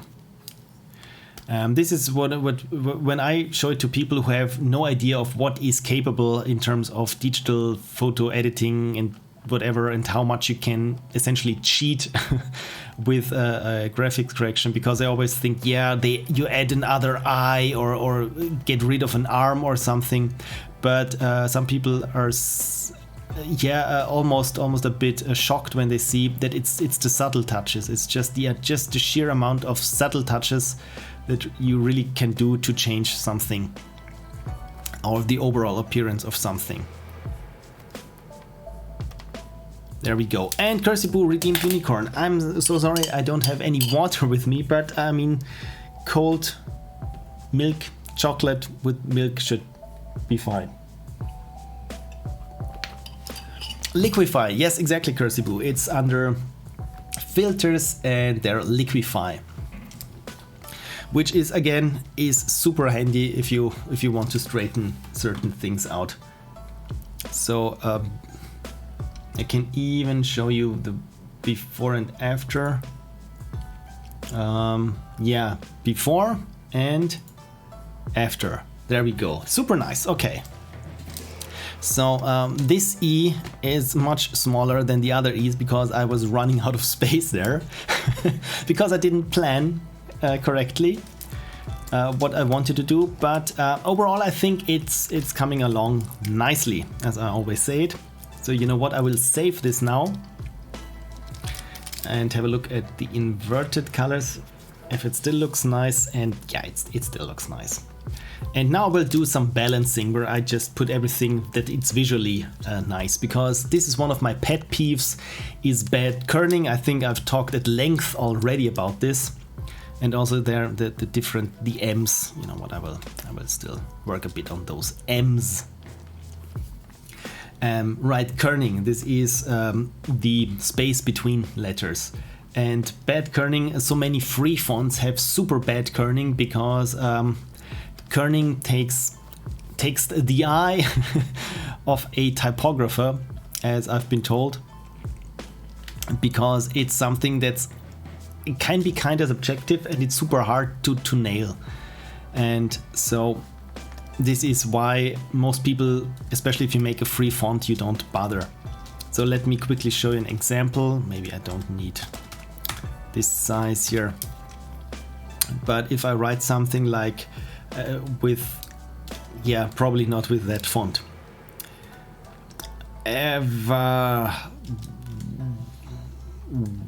Willow, whatever. The thing is, the slantness of the A and the V, they are usually problematic with free fonts. Let's find here this nice font, Franklin Medium. So this kind of works, because this space here should be even, right? And let's try now a free font, if I have one, or one that has this, maybe this one here, yeah. Look at the space between the A and the V. And if we write something else, if I scale it down now, you can, I mean, this is just a bunch of letters, but clearly here the space between the A and the V is too big. And this is, in Photoshop, you can just hold down Alt and use the arrow keys and just move the letters around. So for example, in this case, this would look much nicer, and also here with the W and the E, and the O, and so on. So yeah, and this is, like I said, my pet peeve is whenever I see bad kerning, and the thing is, I see this a lot, and what especially horrible is if it's in some sort of professional context. There was this one movie poster where it was, the movie was called Dawn Wall, which is a super cool title, and the A and the W and the A, they were not properly kerned on a big movie poster, and it was just glaring. And this is This is something that no one else notices but me. So yeah, I'm cursed in that sense. Okay, so yeah, I will say it looks okay, it looks nice. And now I will just do the letter spacing, hopefully better than what I've just shown you what the font looked like, and see how I can make the 49 work. Because I drew this just from memory of how the Eurostyle font works. Let me just show you what 49 in Eurostyle looks like. And I think the 9 looks much different than I drew here. Because Eurostyle bold extended or Eurostyle extended bold, you see it so often. This font is like, it's from Microgramma from the late 60s, I think. It's from an Italian typesetter. Yeah, so clearly this is not how the 9 works in Eurostyle. But the 4, I kinda went for the 4. Anyway, yeah, I will keep my wonky 9. It's fine. The 9 is fine. Okay, so thank you for the tooltips. I will try now to get rid of the white background that is still there. I will just, for this it's okay, I think, to use the magic wand, because it's a lot of it is an either or question, where it's just, I mean, as soon as you start messing with transparencies and so on, the magic wand tool is not your favorite or not the best suited tool. But for this, it kind of works. I mean, you probably can see when I change the background color to something that's dark, you can still see the white outlines on it. But I think we should be fine here. Right, so let's make this look nice then. Super chill music, by the way. Was on the wrong layer. This is also a drinking game that that I know from graphic designers or illustrators, is drink whenever you're on the wrong layer. Come to think of it, the letter sizes look a bit different here with the P and the O, because there again I realized that I was running out of space. But then when I was at the E again, I thought, oh, I still have plenty of space left, so maybe I can try to make this a bit wider, that it works better with the rest of the font. I mean, this is something that's a big no-no, is when you're working with fonts, that you shouldn't stretch it in just one dimension, because it's clearly not made for this. At least this is what I've been told in typography school. I didn't go to typography school, but I had a class that was called typography, and it was mandatory. What is wrong here with the R? I still don't like this little... What is it, leg? Is it a foot? Let me switch over to clear and see if I can get this a bit nicer. Does this look nicer? It looks just as weird.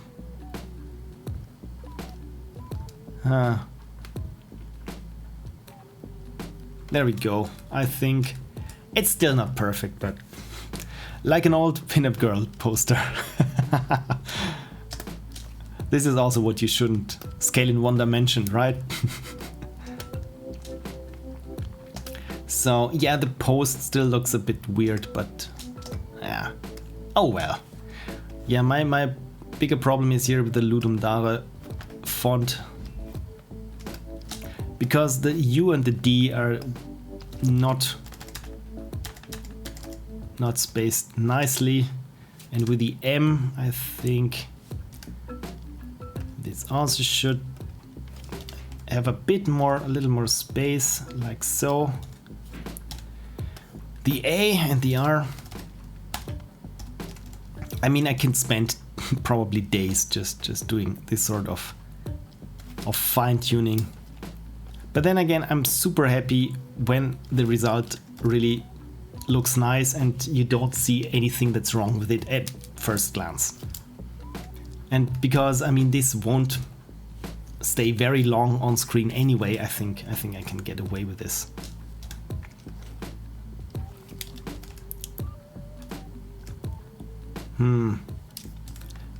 There's maybe this is now too airy, this space between the U, the first U, this one.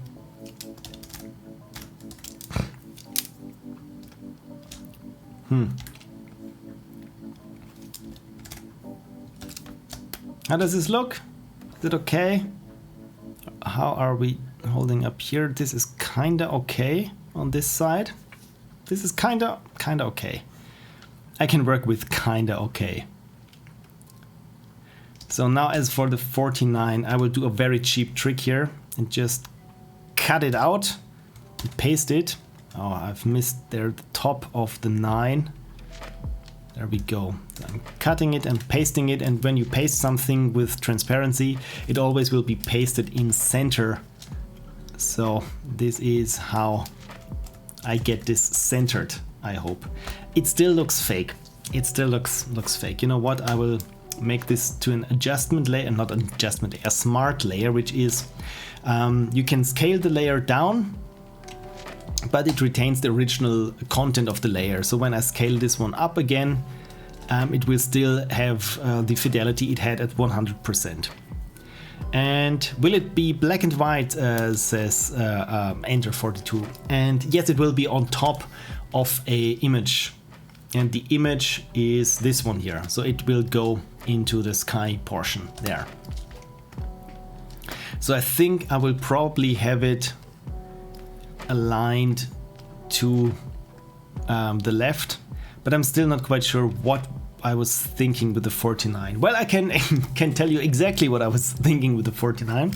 So I wrote the post-mortem of my Ludum Dare, and then I realized I wanted Ludum Dare 49 in one line, but this didn't work, and so I thought, okay, I can't squeeze a 49 in there anywhere. Look at this, there is no space on this end. So I thought, okay, then let's be bold and make it super big and just on its own line, and this is why it looks like it does. You know what I could try? I mean, the problem is now that it's also of a different kind of font than the Ludum Dare line, so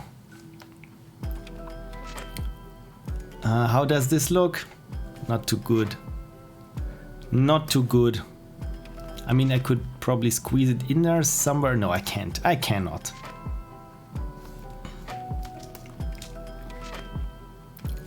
I mean, the line spacing, I haven't looked at the line spacing, essentially, but yeah, I think for now. I mean, the word experience is much more of a problem, to be frank. So yeah, you know what, I will keep the line spacing like this and just move the word experience on up, and then we will see if I can make something. And I'm so sorry, N7 Chick, the automated unicorn is really, if you want to lurk, it's really hard, because again, the automated unicorn will just call anyone out it notices, and the good thing is now it does it only once. I think for the long-time viewers, you know it when the automated unicorn was greeting you like every half hour. Right, okay, so let's balance this ugly word experience here. Again, I mean, look at the ease. Look at the ease. I still can't get over it how different they look. If I compare this one here, it's much too short. And with this one, the middle line is on the wrong position, and when I move it over here, it's still, yeah, I'm not quite sure. I'm not quite sure. I mean, maybe if I just kill this one and create a new E from the existing ones. Where is my pun sound? There we go. You're welcome. Okay, you know what? I don't want to give it away, that essentially it's just copied. So what I'm going to do is the good old switcheroo, that is image, Or edit, transform, flip, vertical. There we go. Looks like a complete new E. And the E is leaning back. Exactly. It's just having a very chill, Christmassy, lean back time. Ah, the R and the P. They also don't go well together. I mean, an R is essentially a P with a leg. And you can quote me on that. But yeah, the leg here, it's really not nice, not good. Okay, so let's, you know what, I will put this on its own layer so that I can try and salvage this somehow. So first, cut the leg off. Please don't take out of context. And then we'll cut the piece tummy off. Also, please don't take it out of context.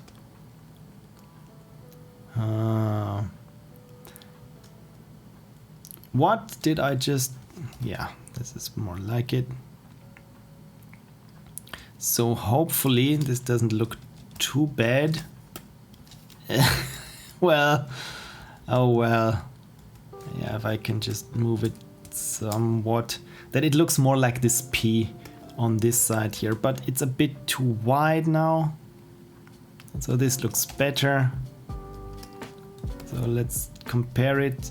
And yeah, pretty much there. Pretty much there. Now I only need to reattach the leg somewhere sensible. Like so. How does this look? Yeah, it works. Hey, I think it works. Well, or does it? Is this now too small?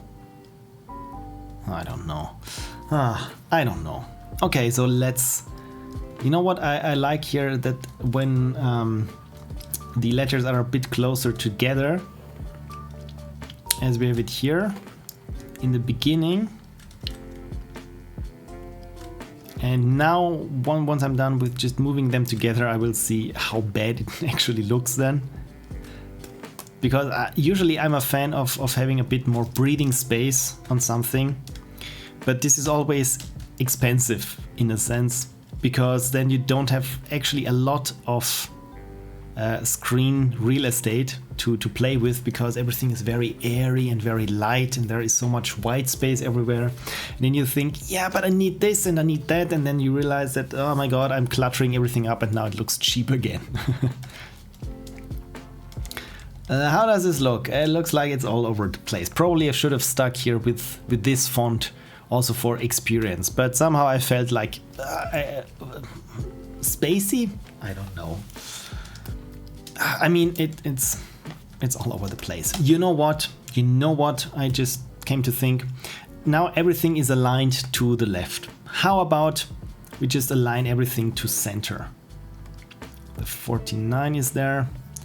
Different fonts work well to center. Really? Do they?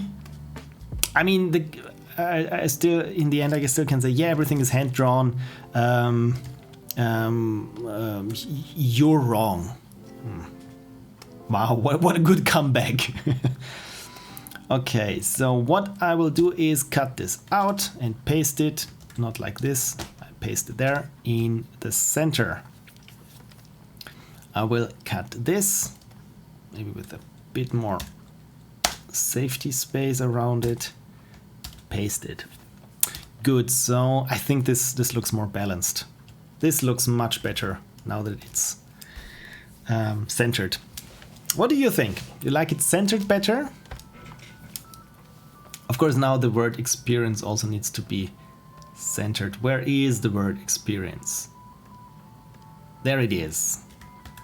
I mean, there's also another way of centering everything, but for me it's just quicker to cut everything out. The other thing is to just select all the layers that you want the contents to be centered, then switch over to the move tool, and there you got these on the top. You got these icons where you want to align something, and then you can even distribute something, some layers evenly and so on. But most of the time when I'm just working, then something is just it's just easier if I just don't do this, because If I do this, okay, it looks nicer. Okay, never mind. And it says, also correct me if I'm wrong, was your experience with 49 a little bit off? I won't correct you because it was a little bit off, but still I thought I make a post-mortem about my experience. So then it works when it was a bit off. So I think what I just realized that this downstroke here at the 9, is it a downstroke? It's not actually a downstroke. Is a bit too wide. And where is the 49? Oh, of course, now it's in its own layer, which means that I have to open it here like so.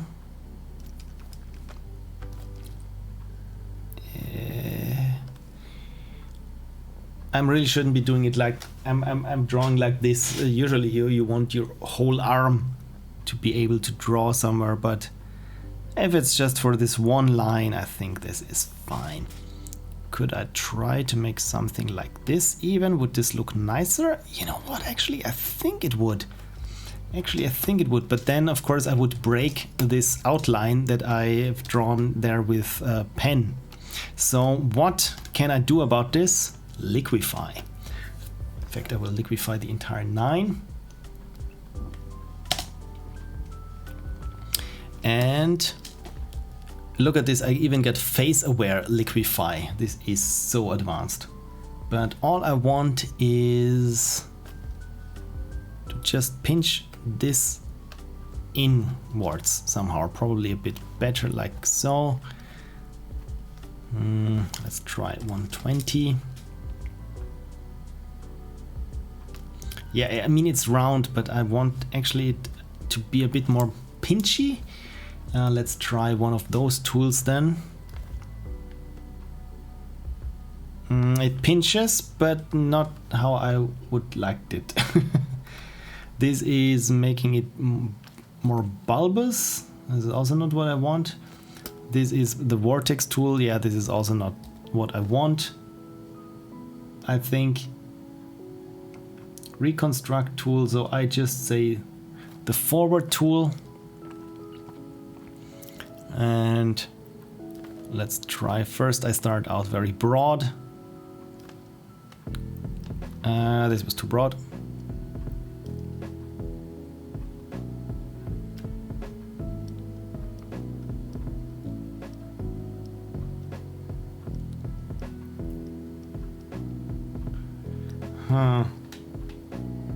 This looks bad. This looks bad. It should. I need the big picture. It's on the wrong spot, I think. Let me try just messing around here with that. So probably this needs to be a bit bigger here, smaller there, so that it looks like the Euro style bold extended 9. I mean the 9 curves upwards again at the end, which this one does not, but creative liberties.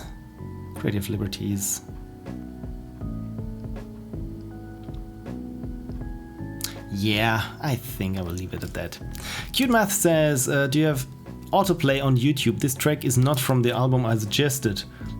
Now we're on Pokemon Lo-Fi music. It's the 1 hour mix, and yes, I have autoplay on.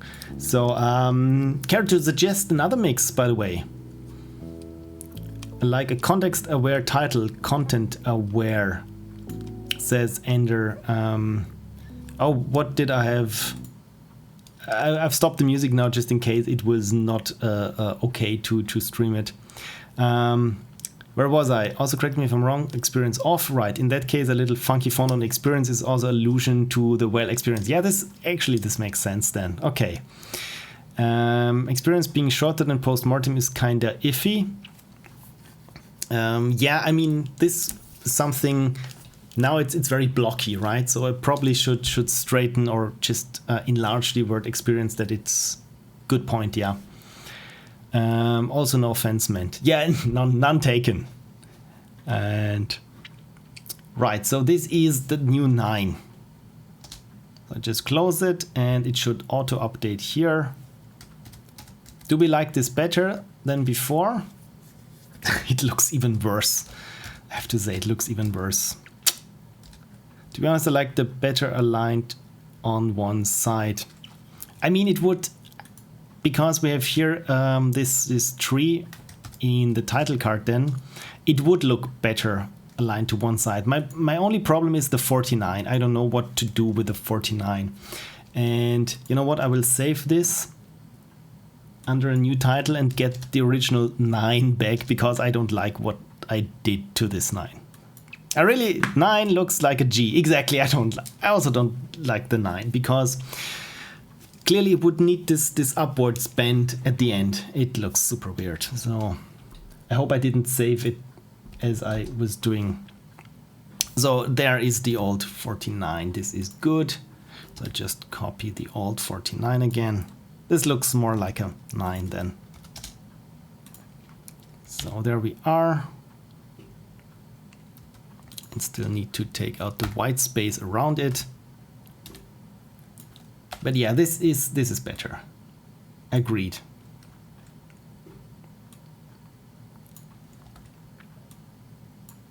You know what? I actually like the size of the 49 here. Maybe they just need to be closer together, the 4 and the 9. Maybe that's the problem.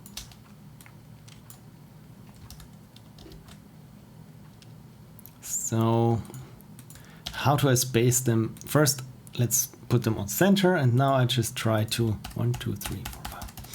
Yeah, whatever.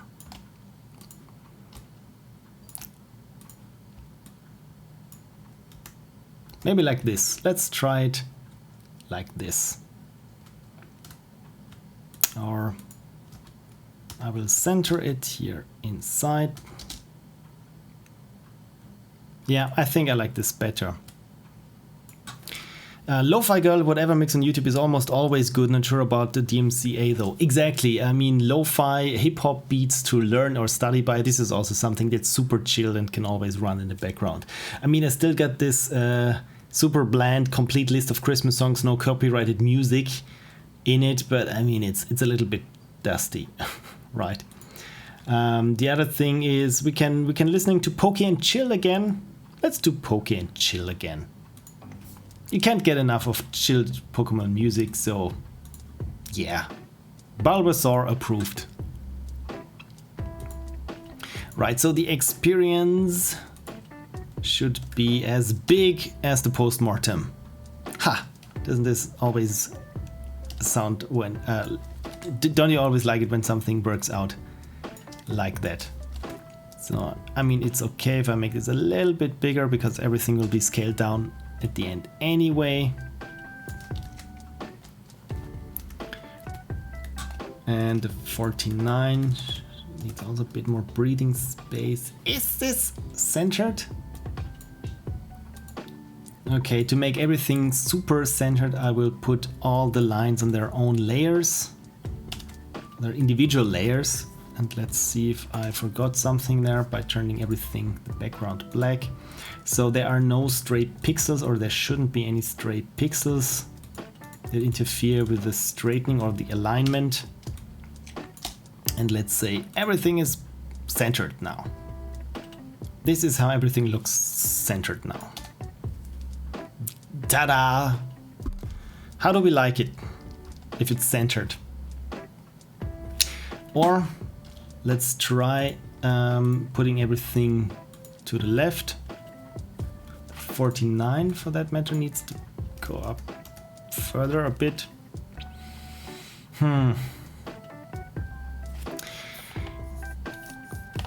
That list had classics, says Ender42, and classics always work. You mean the Christmas classics or the Pokemon list? Vertical spacing sparkle. Vertical spacing even, the spacing even you mean? And Rith says looks good. Thank you, okay. The vertical spacing, yeah, off looks not too good, this is true. So it probably would have helped if I've organized my layers as they appear. So let's do this, let's be organized. This is 49. This is experience. This is the post-mortem. the post-mortem of my LD experience. Okay, this is good. Everything is organized. Now we can take care of the spacing. The Christmas list I logged into to find Bach, I think. The Christmas list, CNC remastered, complete list of Christmas carols. There we go, Silent Night. By the way, Silent Night was composed not far from here geographically, which is nice. Okay, so let's try to align everything a bit better. Oh, maybe there's a stray pixel there with the word post-mortem, but I will align everything to the blue line anyway. The post-mortem. Yeah, Merry Christmas. Yeah, I mean, you can't get any more classic than this list. Is this MIDI music, by the way?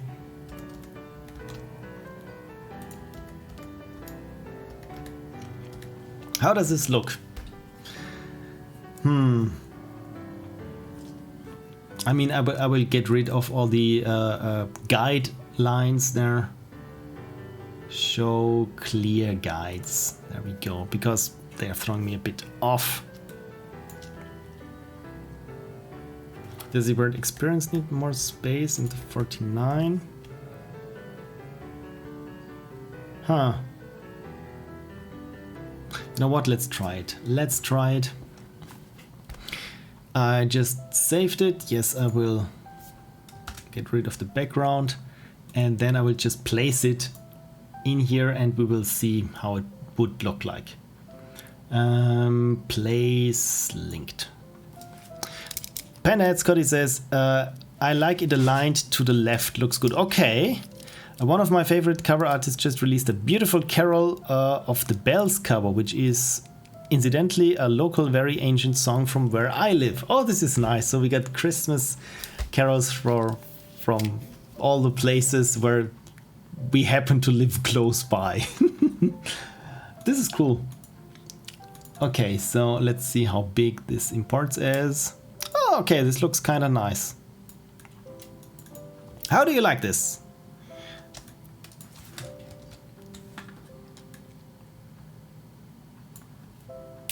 Want a link? Yeah, of course, please drop a link. And I will also drop the remainder of my molten chocolate. The milk steamer. That's part of the coffee machine. My God, best gift ever. And thanks for our channel, Eileen. Thanks for the music. All I see is ads. But thank you. I will take a listen then. I don't want on stream because copyright. I'm never quite sure if I get a strike or not. But everyone else, you can listen to it right now. And I hope that Twitch won't go home and see what you're listening to and then charge you for it. Okay, so I think I'm happy with how this looks. Copyright sucks, yeah, unless of course you're an artist, but then again, it's super hard. I mean, I've heard horror stories of art being stolen as NFT, so yeah, this is also one thing that I don't want to get into. In some things, yeah, it depends. It always depends who is instrumentalizing copyright for what ends, essentially. Okay, so I like this, the post-mortem of my Ludum Dao 49 experience. It looks handmade because it is. It's still legible at a small size. Excuse me. And now the only thing that's left to do is to have it.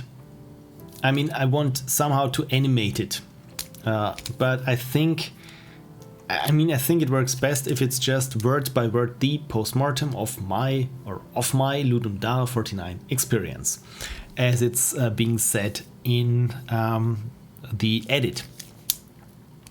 So right, then I only have to do, where's my list?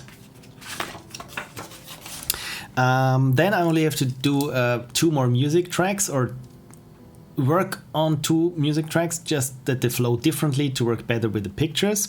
Do the credits section, color grading, of course, in the end. And there is one thing that involves the icons from my patrons. So I'm probably not going to work on this on stream because it would give away something. But again, I'm very hopeful that I get it out before Friday.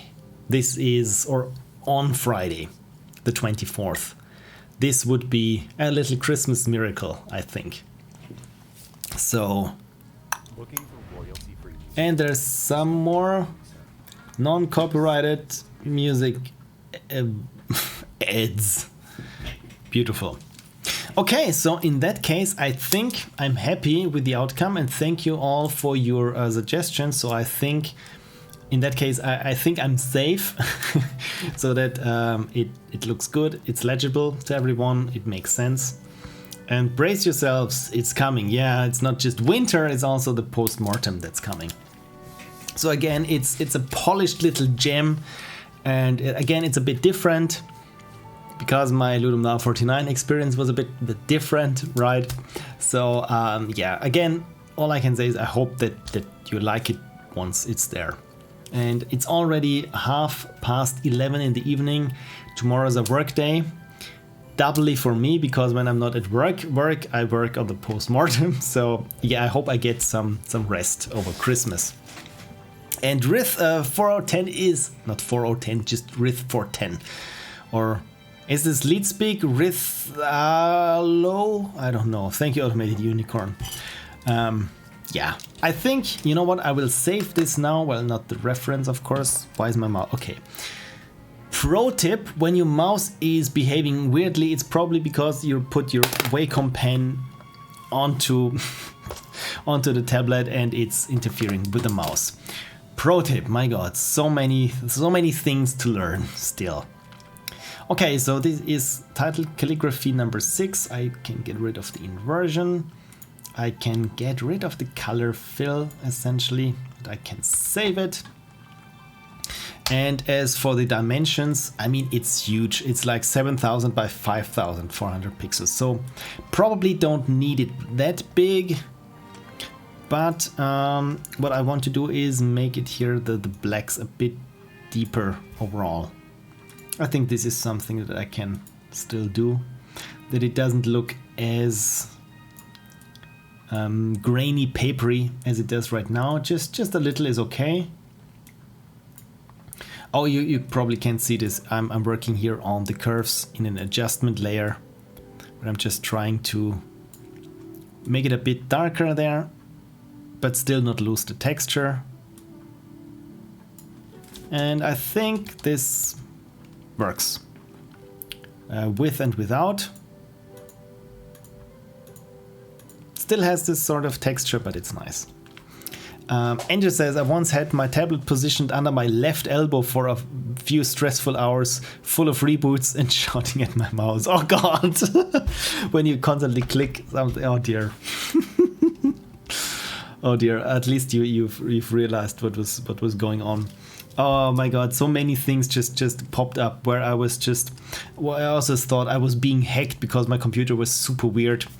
Also had tablet on the space bar or on the Alt key or something, where it was just, you type something and it would move windows around and stuff, and I thought, oh my god, I'm being hacked! Mom, I'm being hacked! Right, so okay, I will save this now and duplicate it, because this will be my master in case I need a high resolution version of this graphic. Who knows, maybe t-shirts. Nobody's going to pay for t-shirts from this. But now I can make it a bit smaller, let's say 25%, yeah, probably not just one dimension, 25%, which is still more than HD. And this should be fine. Oh no, I said nearest neighbor.